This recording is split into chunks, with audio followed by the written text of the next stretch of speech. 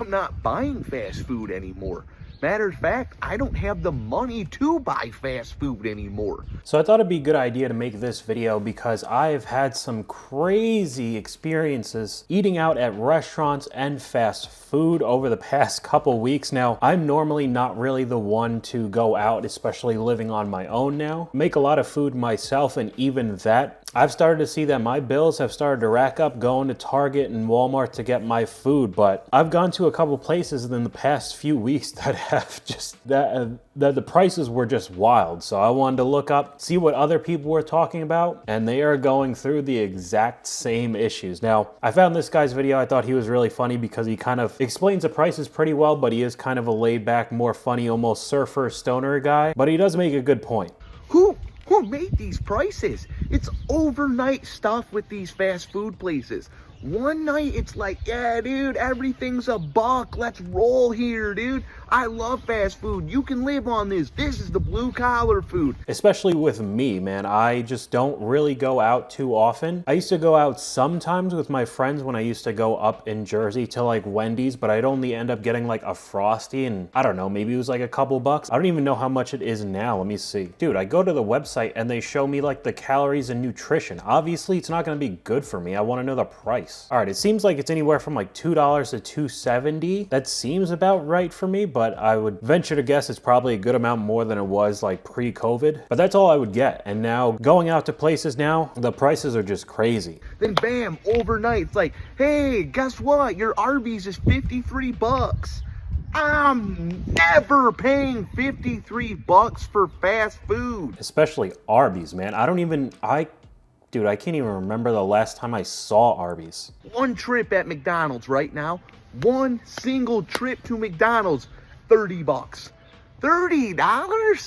$30? That's pizza money. If I was gonna get that sort of fast food, I would normally get Wendy's, but I always knew that even when I was a little kid, McDonald's had their like dollar menu. You could get stuff for ridiculously cheap. They used to have milkshakes. Obviously the burgers, I remember getting like chicken nuggets, like the 5-piece meal, and playing in like the play area when I was like 5 years old. I can't imagine how cheap that was for my parents back then. It would probably cost virtually nothing for me to run around for like 2 hours and eat.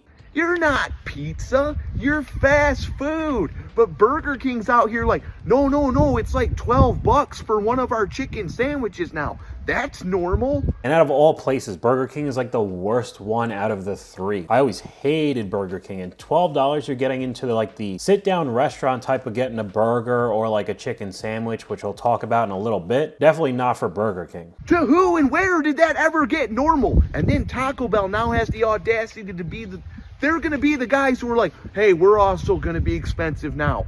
Even you, Taco Bell? I don't even put Taco Bell in the realm of like Wendy's, McDonald's, and Burger King, but it's just absolutely trash food. And I get it, I don't mind it. I've had it a couple times. I remember the quesarito wasn't bad, but I must have had that 8 years ago. It's been a while. But not even just ragging on Taco Bell, all of these things should be very cheap because it is pretty low quality food. Rising prices at Five Guys, making some customers lose.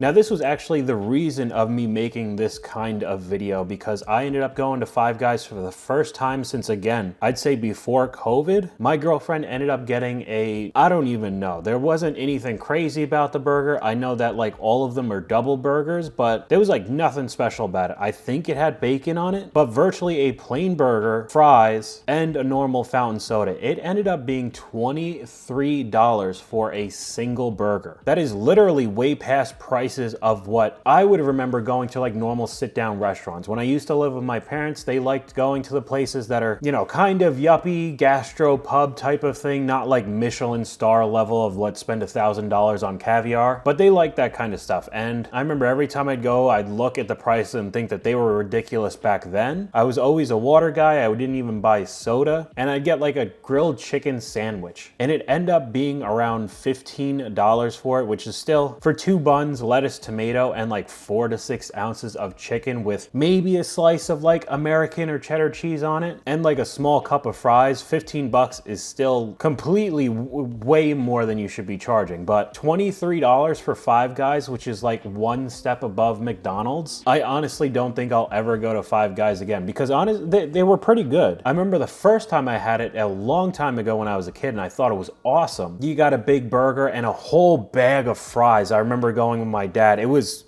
a ridiculous amount of fries. I remember going 4+ years ago with my friends, and I was like, yeah, you know, it's pretty good. It's nothing crazy. But I remember back then I was like, yeah, it was a little expensive. And now $23, and the fries that you get is like a decent amount. They don't fill up the bag anymore, not at all. But for 23 bucks, I'm just gonna go to a normal restaurant now. It's gonna be at least better food if I'm trying to spend that much money on one meal. So I get there's a labor shortage. I get there's wage increases and a number of other things, but $16 for a burger, a large fry, and a drink.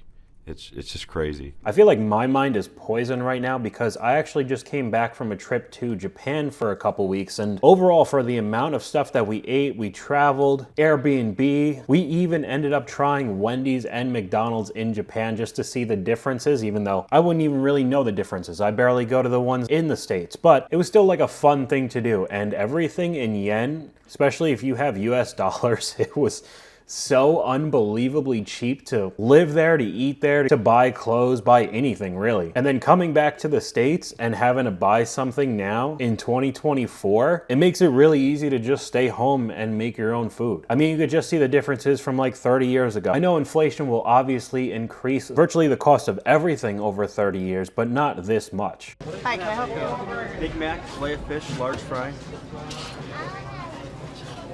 Chicken McNugget. Happy Meal. Happy Meal. Do you want orange soda? Orange soda. Okay, you want sauce for the nuggets? Ketchup. Okay. And I'll have a hamburger, small fry, and a Diet Coke. What size Diet Coke will it be?